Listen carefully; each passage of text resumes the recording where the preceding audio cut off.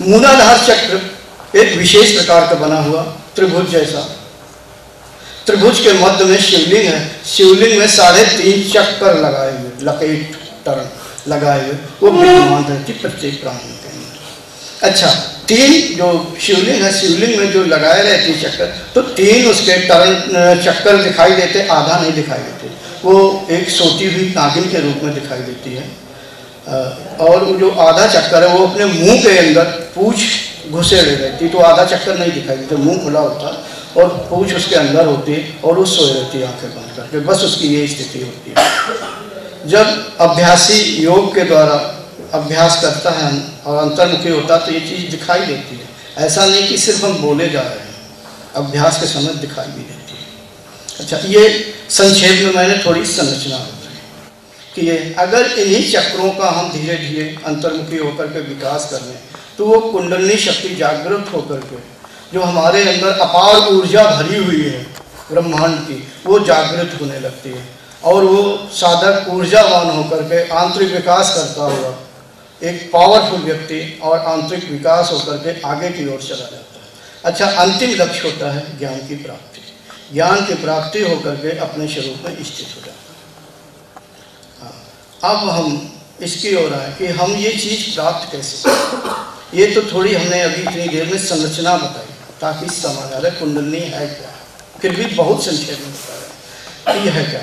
अब इसमें कुछ नहीं करना होता, हम योग के द्वारा हम ये अपनी पूर्व अवस्था यानी चेतन तत्व को अपने स्वरूप में, यानी चेतन तत्व को अर्थात अपने स्वरूप को प्राप्त कर सकते हैं। प्राप्त होने के लिए कहीं गया नहीं, वास्तव में हम चेतन तत्व में अपने स्वरूप में स्थित हो सकते। अज्ञानता के कारण जो हमारी स्थिति जड़ तत्व में निम्नता को प्राप्त है, उससे होकर के अपने स्वरूप में स्थित हो सकते हैं। हाँ, अब उसको विभिन्न तरीके से हम अपने स्वरूप को प्राप्त करने को योग कहते हैं। योग विभिन्न प्रकार का होता है, विभिन्न प्रकार से है, कोई क्रिया योग, लय योग, राजयोग, हठ योग, नाद योग, कुंडलिनी योग, सहज ज्ञान योग, ढेरों। तो उन सब में ये क्रियाएँ होती रहती हैं और प्रत्येक और इस चीज़ को करने के लिए अगर हम गौर से देखें, हम सदैव बहिर्मुखी होते रहते हैं। बहिर्मुखता अगर हम अपना शांत कर लें, अंतर्मुखी हो जाए, तो अंतर्मुखी होने पर ये क्रिया होनी शुरू हो जाएगी। अब अंतर्मुखी कैसे हो? हमारी जो इंद्रियां संसार की ओर भाग रही हैं, सिर्फ हमें इन्हीं को रोकना है। अब इसे हम रोक नहीं सकते क्योंकि हमारे अंतःकरण में यानी चित्त में जो शुरू में जिसका निर्माण हुआ, वहाँ पर हमारे कर्माशय विद्यमान है। जो हम कर्म करते हैं अच्छे और बुरे, वो सारे के सारे कर्म सूक्ष्म रूप से वृत्ताकार में वहाँ वायु तत्व के स्वरूप से विद्यमान रहते हैं और वही वहाँ पर चित्त में एक स्पंदन होता रहता। मैंने शुरू में बताया कि सारी सृष्टि आकाश तत्व में प्राणवायु के द्वारा सारी सृष्टि का निर्माण हुआ है, तो वो वहाँ चित्त में सदैव स्पंदन होता रहता। स्पंदन होने के कारण जो हम कर्म करते हैं यानी वृत्तियाँ हैं, संस्कार हैं, वो स्पंदन के द्वारा वो बाहर को निकलती रहती सूक्ष्म रूप से।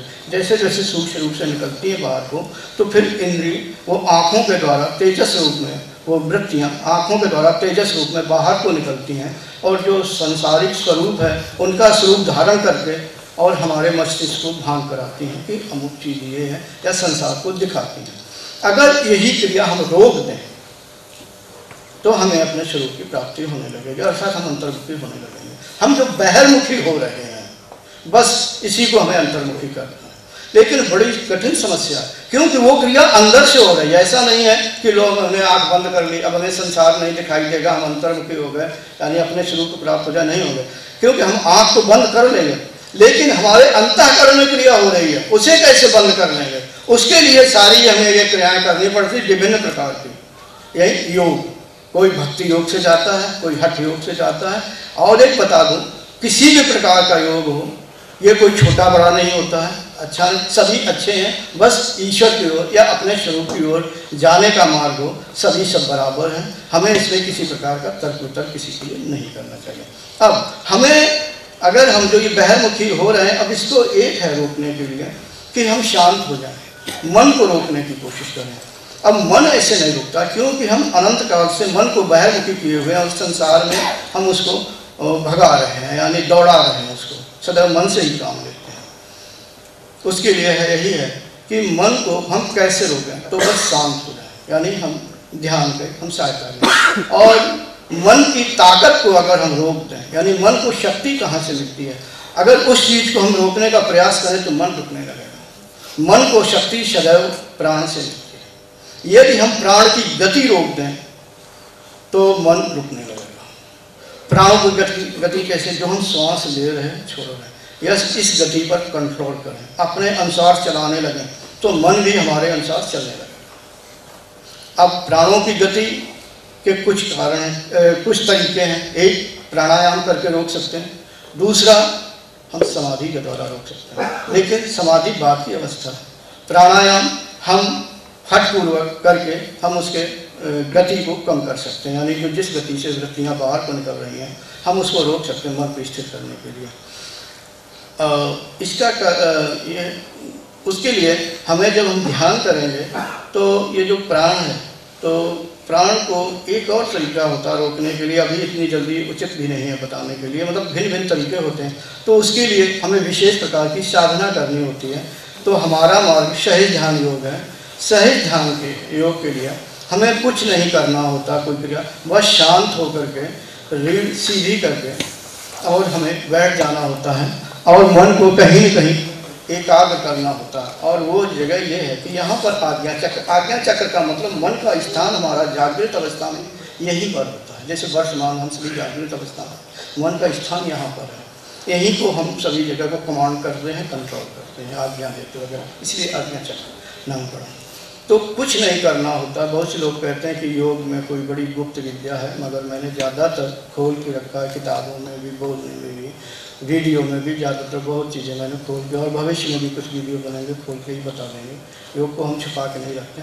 तो हाँ, शांत हो जाएंगे, तो शांत होकर के सीधे बैठ करके बस अपने मन को जो अपना एक इष्ट बना दें और उसको सोचें यहाँ पर। उसके लिए कुछ समय निश्चित होता है। एक, सुबह उसके लिए ध्यान करना शुरू कर दें, जैसे एक इष्ट बना लें। दूसरा, आसन पे बैठने के लिए आसन बना लें, समय निश्चित कर लें, और मार्गदर्शक जरूरी है। मार्गदर्शक के बिना ये मार्ग आगे नहीं होगा।